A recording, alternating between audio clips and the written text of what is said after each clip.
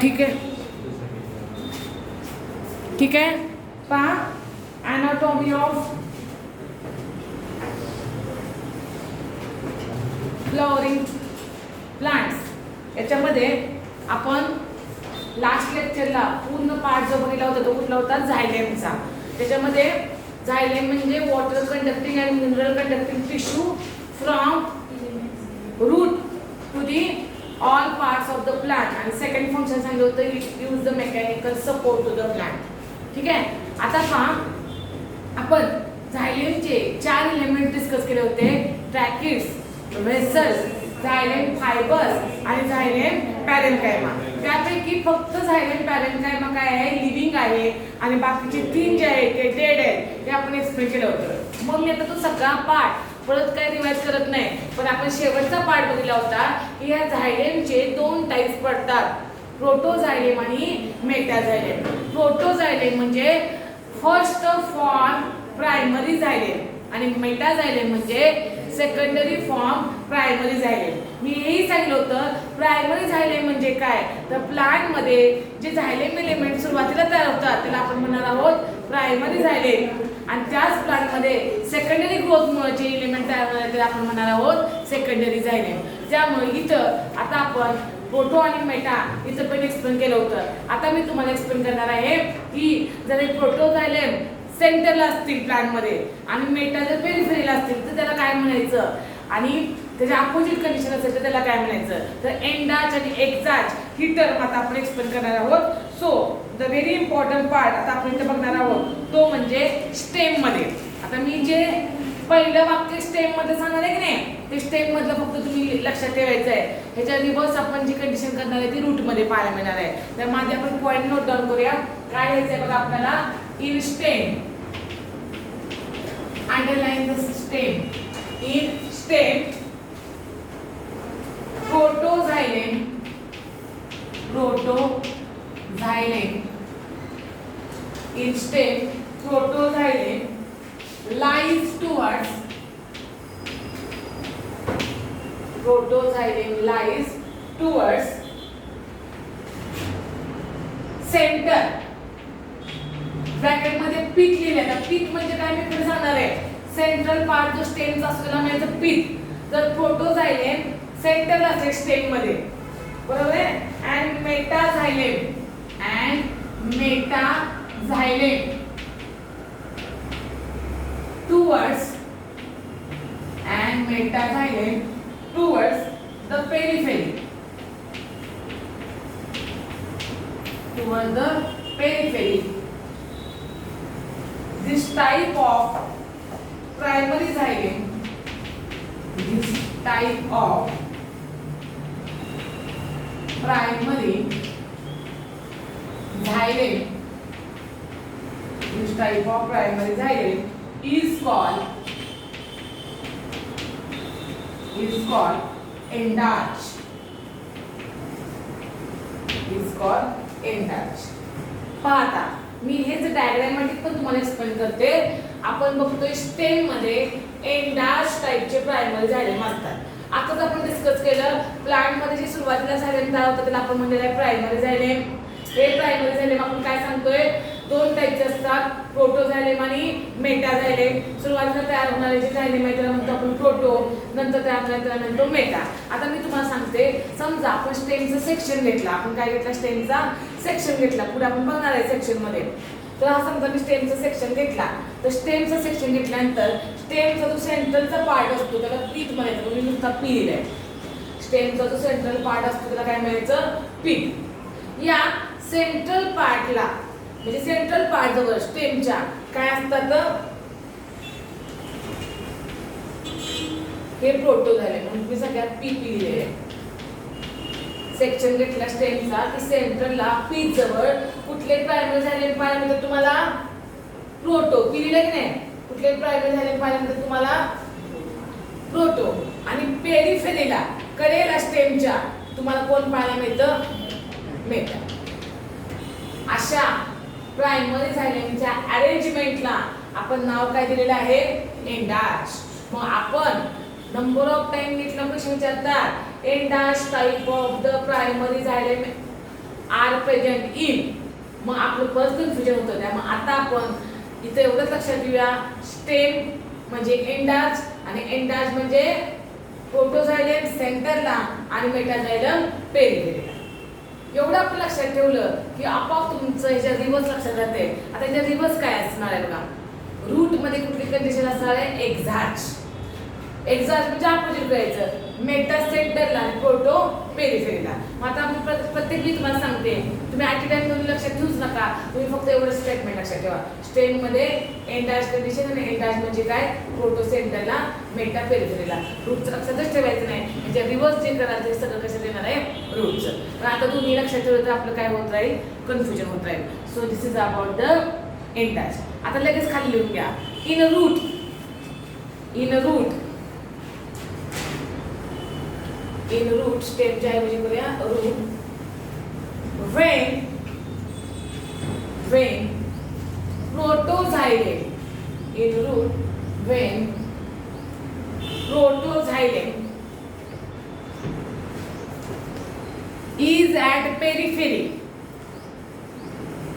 in root when protoxylem is at periphery and metaxylem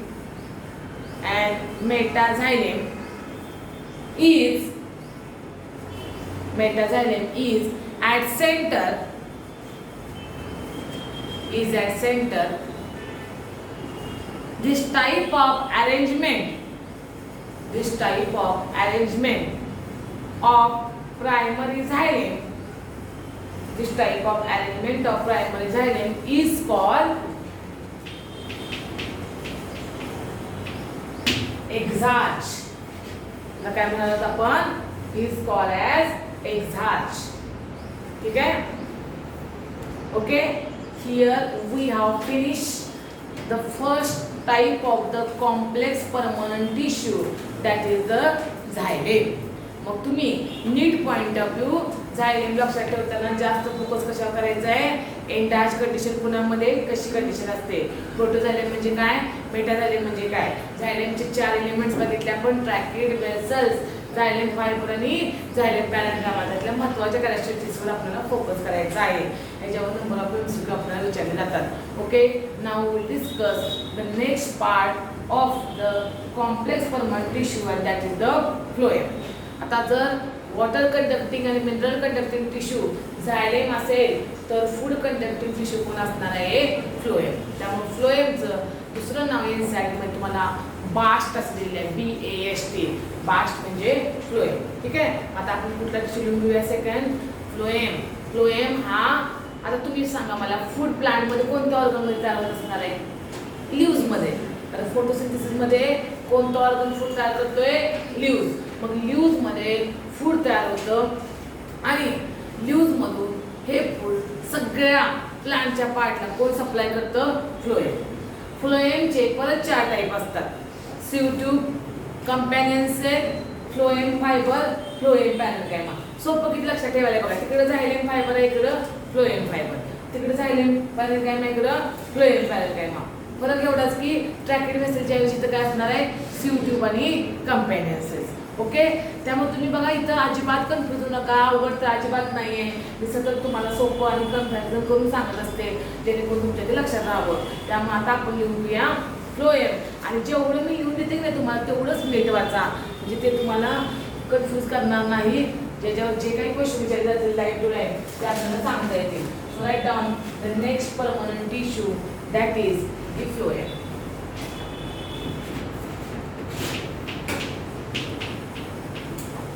ब्रॅकेटमध्ये काय म्हणायचं, bast. Okay, so what we have to write about this phloem.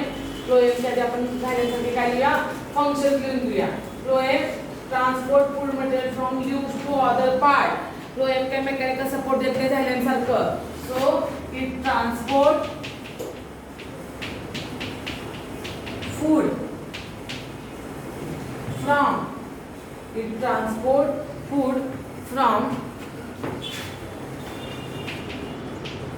leaves to other parts of the plant.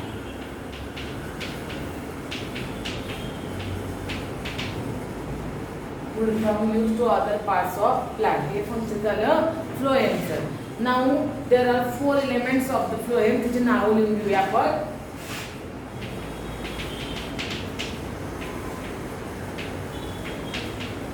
It is made up of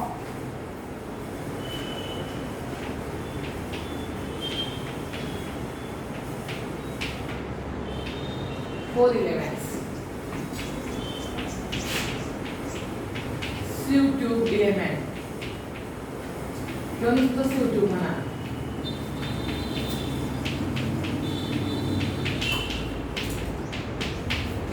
Companion cells.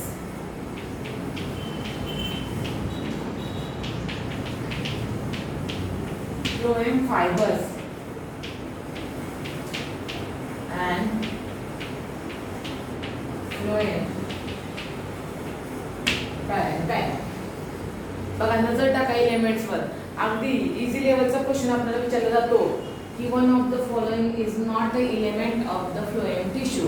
तुम्हाला elements कोणते माहित पाहिजेत. एलिमेंटचे नाव आहे sieve tube element, companion cells, phloem fiber आणि phloem parent. ठीक आहे. आता आपण नेहमीच्या पद्धतीने काय करणार आहोत, 1 बाय 1 एक्सप्लेन करणार आहोत. तुम्हाला माहिती आहे मी फिगर काढण्यामध्ये टाइम वेस्ट करत नाही, त्यामुळे फिगर तुमच्या डोळ्यासमोर आहे.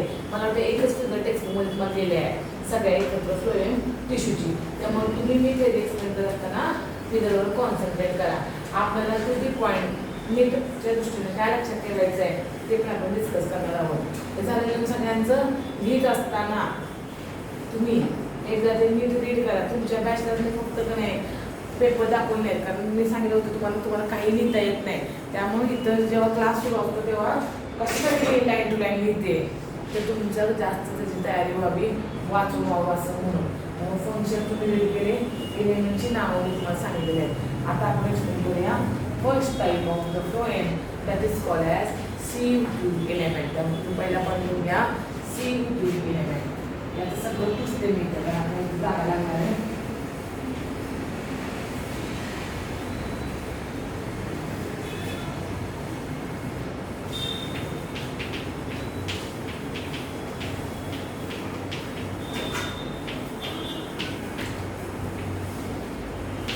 sieve tube element.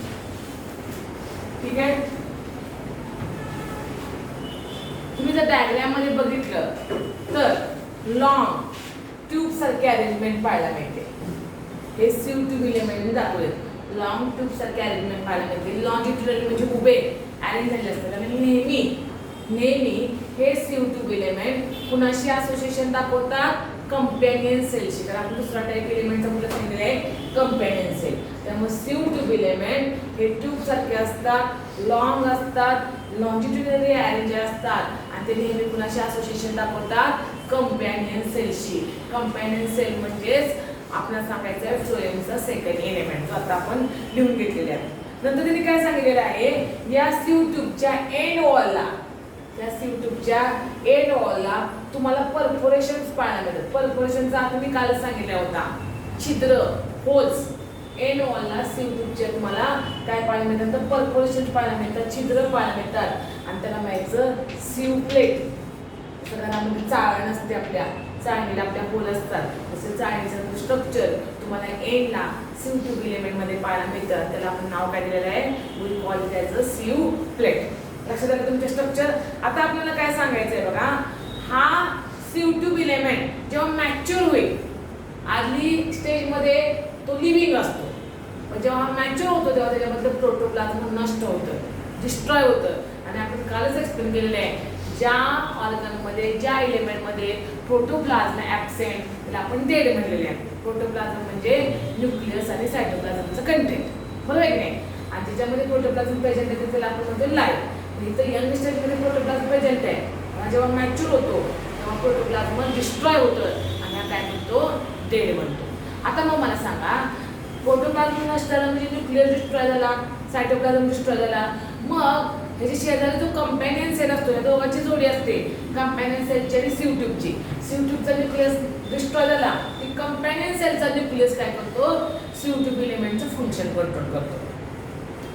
आणि लास्ट पॉइंट आपल्याला सांगायचं झाला तर आपल्याला काय सांगता येईल की असं याचं फंक्शन पण विचारलं आपल्याला CO2 इलेमेंटचं फंक्शन काय आहे तर conduction of the food from the leaves कारण हे ऑलरेडी फ्लोएमचं फंक्शन सांगितलेलं आहे पण याच्यावर नीट पॉईंट ऑफ व्ह्यू क्वेश्चन काय विचारला तो CO2 वर तर which element of the phloem at maturity become dead म्हणजे की त्याचं उत्तर आलं पाहिजे CO2 which element of the phloem at the end have the perforation and it form the sieve plate म्हणजे उत्तर काय आलं पाहिजे CO2 element whose function is controlled by the nucleus of companion cell म्हणजे की आन्सर काय आलं पाहिजे CO2 आणि असा एक क्वेश्चन विचारला जातो which element of the phloem is always associated with the CO2 तर उत्तर काय आलं पाहिजे companion cells कळलं आता एक अतिशय सोप्या पॉइंट मध्ये मी सांगितलेले तुम्हाला हेच आपण आता नोट डाऊन करू प्रत्येक मी तुम्हाला सांगते की अशा टाईपचे क्वेश्चन नीटला विचारतात याचा अर्थ तेवढेच पॉइंट तुम्हाला जास्त काय करायचे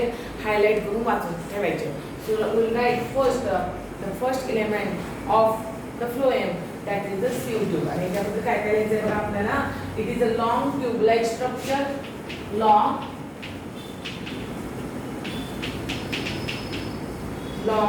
tube like structure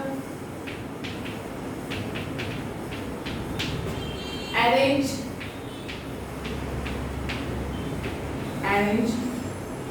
longitudinally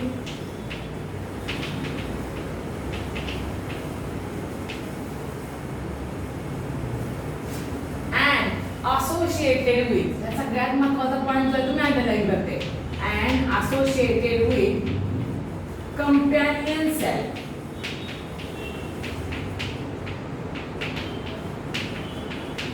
so you have to underline this companion cell कारण नंबर ऑफ टाइम क्वेश्चन विचारला जातो CO2 कुणाशी असोसिएटेड असतो companion cellशी हा त्याला पहिला पॉइंट सेकंड पॉइंट काय लिहूया एंड वॉल्स परफोरेशन म्हणजे छिद्र म्हणतो आपण सो एंड वॉल्स कुणाचे एंड वॉल्स CO2 चे एंड वॉल्स म्हणून काय आहे एंड वॉल लिहिलं का end walls are perforated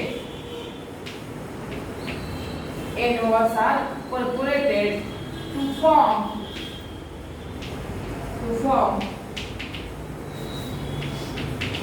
sieve plate and walls are perforated to form sieve plate so another question may be asked that sieve plate is the characteristics of CO2 third point आपल्याला लिहायचा आहे mature sieve element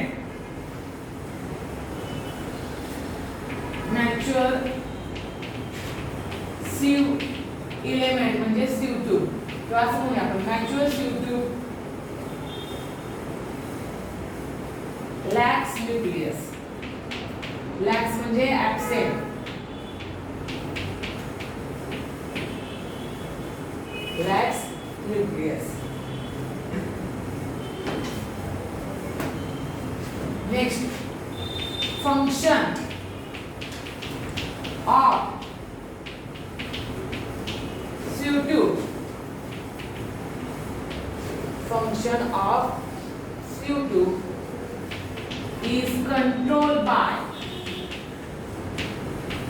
controlled by nucleus of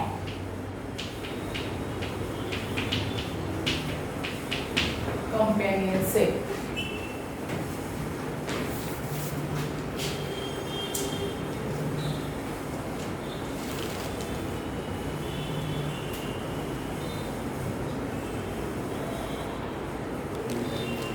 काढले nucleus of companion cell त्यामुळे इथं आपण हा point आणलेला करूया function of nucleus CO2 is controlled by nucleus of companion cells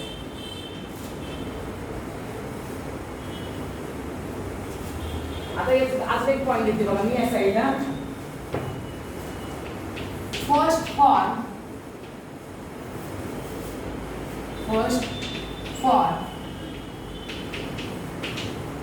primary phloem first from primary phloem म्हणजे कोण आहे हा protophloem has narrow CO2 has narrow CO2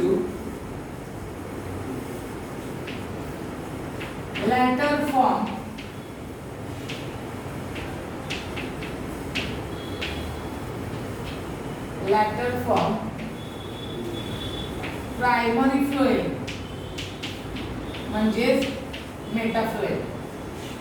मगाशी मेटा झाले म्हणतात इथे मेटाफ्लोएम.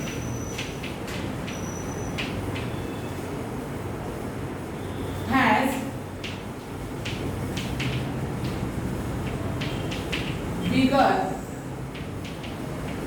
sieve tubes. फंक्शन कुणाचं function sieve tube function conduction of food material, conduction of food material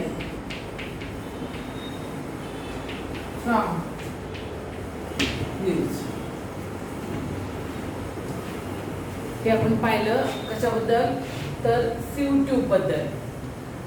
मग अशी मी सांगितलं तुम्हाला प्रोटोझायलेम म्हणजे पहिल्यांदा फॉर्म तयार झालेला प्रायमरी झायलेमचा आणि नंतर तयार झालेला मेटाझायलेम. इथं पण आहे पहिल्यांदा तयार झालेलं फ्लोएम प्रोटोफ्लोएम आणि नंतर तयार झालेलं मेटाफ्लोएम. आता इथं अजून काय सांगायचं नीटसाठी हे नीटला लक्षात ठेवा.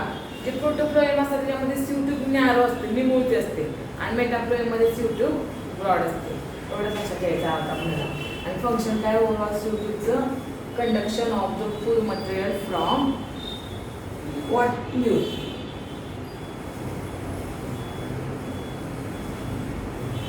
झालं लिहून मी एक्सप्लेन केलं तर घरी जाऊन आपण लक्षात ठेवायचं व्यवस्थित की sieve tube पुन्हा मग परत सांगते नुसतं प्रोटो लक्षात ठेवा. sieve tube ने आपण लक्षात राहील प्रोटो मेटा म्हणजे काय असणार आहे sieve tube ब्रॉड. त्याचं सारखं मी सांगून तुमच्या डोक्यात चाललं पाहिजे डोकं कशा पद्धतीने आपल्याला लक्षात ठेवायचं आहे. सेकंड एलिमेंट कोणता आहे कंपॅनियन सेल्स. फ्लोएमचा second element companion cells.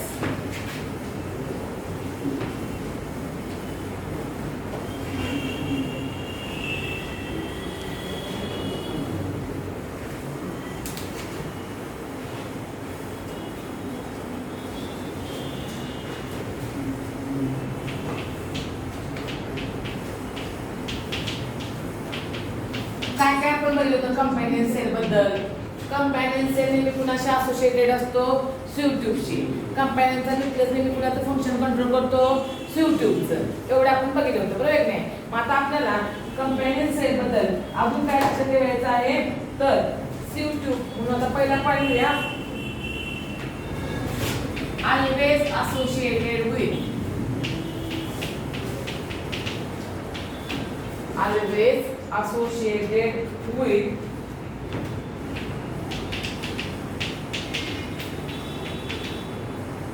sieve tube.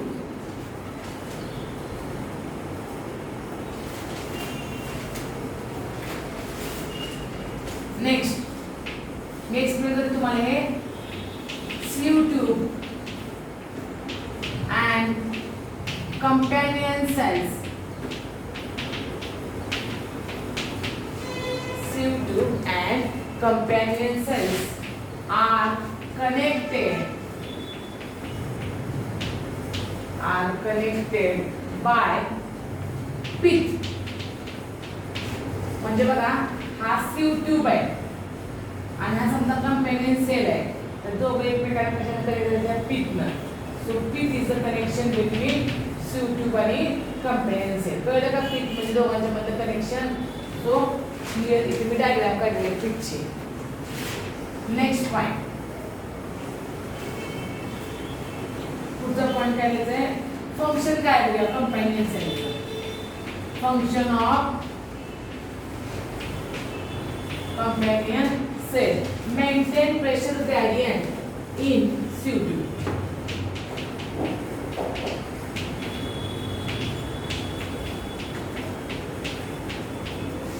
Maintain pressure gradient in sieve tube. बघा sieve tube मध्ये प्रेशर मेंटेन करण्याचं काम कोण करते कंपॅनियन सेल्स. म्हणून कंपॅनियन सेलचं फंक्शन सांगतोय मेंटेन प्रेशर ग्रेडियंट. जेवढं प्रेशर पाहिजे CO2च्या वर्किंगसाठी तेवढा प्रेशर ग्रेडियंट तेवढा मेंटेन करण्याचं काम कोण करतं? Companion cell. मग नीट पॉईंट ऑफ व्ह्यू आपल्याला कंपॅनियन सेल बद्दल काय विचारलं जाईल? हाऊ आदित्य बरं घ्या कोण companion cells आणि CO2 elements are connected to each other by a pit. हे महत्त्वाचं लक्षात ठेवायचं आहे. दुसरं companion cell regulate pressure gradient inside the CO2. हेच आपल्याला फंक्शन लक्षात ठेवायचं आहे. मग companion cell बद्दल दोनच पॉईंट लक्षात ठेवूया. पिटची असोसिएशन दाखवते CO2ची आणि त्याचं फंक्शन. ठीक आहे. So this is about the second element of the phloem that is called as a companion cell. आता तिसरा एलिमेंट कोणता बघणार आहोत आपण? That is called as a phloem parenchyma. तिसरा एलिमेंट कुठला आहे? Phloem parenchyma. आता परत सांगते मी तुम्हाला, CO2 डेड आहे, कंपॅनियन सेल सुद्धा आपल्याला काय पाहायला मिळतं? तर कंपॅनियन सेल डेड नाही आहे, तर कंपॅनियनमध्ये न्यूक्लियस आहे, म्हणजे कंपॅनियन काय आहे तर लाईव्ह आहे. घेऊन घ्या पाहिजे तिथं वरच्या साईडला, companion cells are live one, CO2 are dead one. आणि आता मी तुम्हाला तिसरा टाईप सांगणार आहे फ्लोएम पॅरेन्कायमा. तो आगे काय असणार आहे? लाईव्ह असणार आहे, कारण पॅरेन्कायमा नेहमी कसा असतो? लाईव्ह टिश्यू असतो. So third type that is the phloem पॅरेन्कायमा.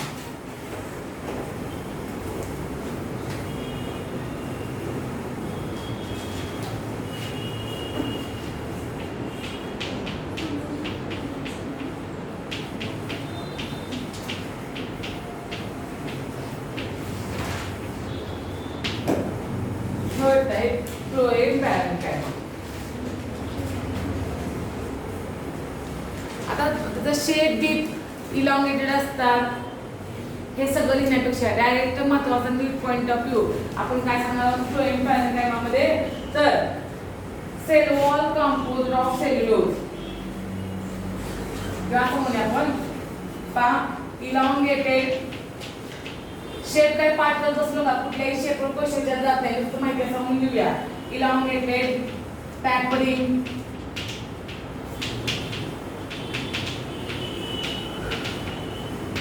cylindrical cell with dense cytoplasm and nucleus.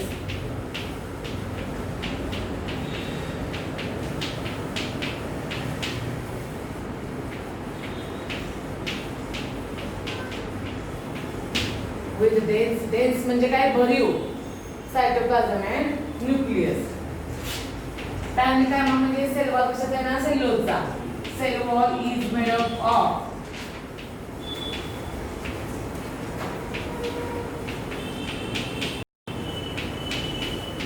cellulose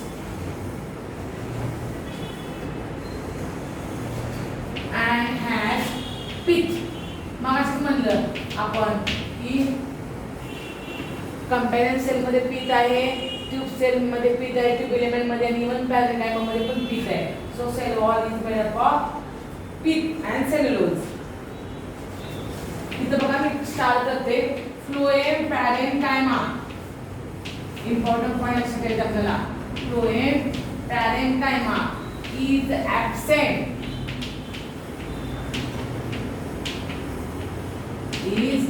absent in monopods.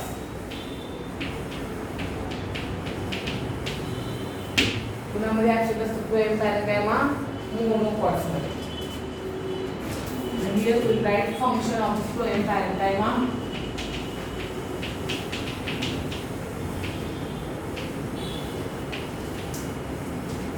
Store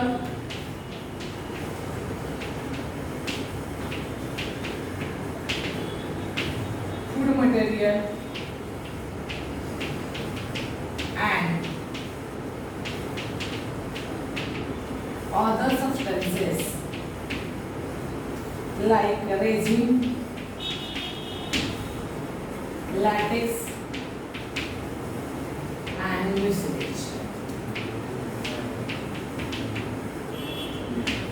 ठीक आहे. बघा बरं कालच्या लेक्चरला मी झायलेम पॅरेन्कायमा काय काय स्टोअर करतो म्हणून सांगितलं होतं? फॅट, स्टार्च आणि टॅनिन. आज आपण काय म्हणतोय? फ्लोएम पॅरेन्कायमा काय काय स्टोअर करतो? Food material. फूड मटेरियलचं पर्टिक्युलर नाव दिलेलं नाहीये, फूड मटेरियलचं पर्टिक्युलर नाव दिलेलं नाही, पण अजून काय सांगितलेलं आहे, रेझिन, लॅटेक्स आणि म्युसिलेज. आपण कंपॅरेटिव्ह लक्षात ठेवूया. फ्लोएम पॅरेन्कायमामध्ये रेझिन, म्युसिलेज आणि लॅटेक्स असतं आणि झायलेम पॅरेन्कायमामध्ये कोण असतो, टॅनिन. फूड कशाच्या फॉर्ममध्ये असतं, स्टार्च आणि फॅट. इथे नुसतंच फूड सांगितलेलं आहे आपल्याला. तर बघा काय काय लक्षात ठेवूया आपण. फंक्शन नीट पॉईंट आपलं महत्वाचं आहे फ्लोएम पॅरेन्कायमाचं. नीटसाठी हा एक महत्वाचा पॉईंट आहे. फ्लोएम पॅरेन्कायमा तुम्हाला पुण्यामध्ये ॲब्सेंट पाहायला मिळतात मोनोकॉट प्लांटमध्ये. पुढे जेव्हा आम्ही सेक्शन येईल तुम्हाला स्टेमचा, मोनोकॉटचा वगैरे, तेव्हा आपण परत रिपीट करणार आहोत. आणि आपण हे लक्षात ठेवूया की सेल वॉल पॅरेन्कायमामध्ये सेल वॉल कशाचा असतो, सेल्युलोजचा. आणि त्याच्यामध्ये अजून कॅरेक्टरिस्टिक्स काय सांगायचं आपल्याला, काय असतं प्रेझेंट, पीठ पाहायला मिळतं आपल्याला. तर अशा पद्धतीनं आपण हा पार्ट कशाचा बघितला, फ्लोएम पॅरेन्कायमाचा. तर मग पहिला जो शेप आहे प्रत्येकाचा तो काही महत्वाचा नाही, आपल्याला फोकस कोणापासून करायचा आहे, त्याच्यामध्ये न्यूक्लियस आहे म्हणजे हा लाईव्ह असणार आहे. ठीक आहे. सेल वॉलमध्ये सेल्युलोज आहे हे लक्षात ठेवायचं. कारण पॅरेन्कायमा असेल तर सेल वॉलमध्ये सेल्युलोज असतो, हे आपण आधी शिकलेलं आहोत. पीठ आहे, अजून पुण्यामध्ये पीठ होतं, यूट्यूबमध्ये होतं, कंपॅनियनमध्ये होतं, इव्हन याच्यामध्ये पण आपल्याला पीठ पाहायला मिळतं. पीठमुळं काय होतं सांगा बघू, नेबरिंग सेल एकमेकांना कनेक्टेड होतात, त्यांच्यामध्ये कम्युनिकेशन होतं. पीठ म्हणजे सेम प्लाझ्मोडेस्माटासारखं स्ट्रक्चर पाहायला मिळतं आपल्याला. फ्लोएम पॅरेन्कायमा हा पुण्यामध्ये ॲक्शन राहिला मोनोकॉटमध्ये. फंक्शन फ्लोएम पॅरेन्कायमा सांगितलं, फूड मटेरियल स्टोरेज आणि रेझिन, लॅटेक्स आणि म्युसिलेज सब्सटन्सचं स्टोरेज. ठीक आहे. असं आजच्या लेक्चरला आपण फ्लोएमचा अजून एक पार्ट आपल्याला डिस्कस करायचं राहिलं, ज्याचं नाव आहे फ्लोएम फायबर्स. पण आपण कम्प्लीट काय काय केलं, तर शेवटचा पार्ट आपला राहिला होता तो एंडाज आणि एक्झाज पार्ट बघितला. स्टेममध्ये एंडाज कंडिशन असते, रूटमध्ये एक्झाज असते, पण आपण फक्त स्टेम लक्षात ठेवूया. एंडाज म्हणजे प्रोटोझायलम सेंटरला, मेटाझायलम पेरिफेरीला. त्यानंतर आपण बघितलं फ्लोएम. फ्लोएमचं नाव आहे पास्ट. फ्लोएमचं main function carry the food material from leaves to all parts of the plant. फ्लोएमचे 4 element, tube element, companion cell, phloem parenchyma, phloem fibre. त्यातला फ्लोएम फायबर थोडा डिस्कस करायचा राहिलेला आहे. बाकी पहिले 3 डिस्कस केलेले आहेत. त्यामध्ये जे पार्ट आपण आता एक्सप्लेन केला आहे आजच्या लेक्चरला तो घरी जाऊन नीट वाचा. नेक्स्ट लेक्चरला मी फ्लोएम फायबर आणि नंतर टिश्यू सिस्टम सुरू करणार आहे. त्यामध्ये इपिडर्मल, ग्राउंड आणि मॅस्क्युलर टिश्यू आपल्याला इन डिटेल बघायचे आहे.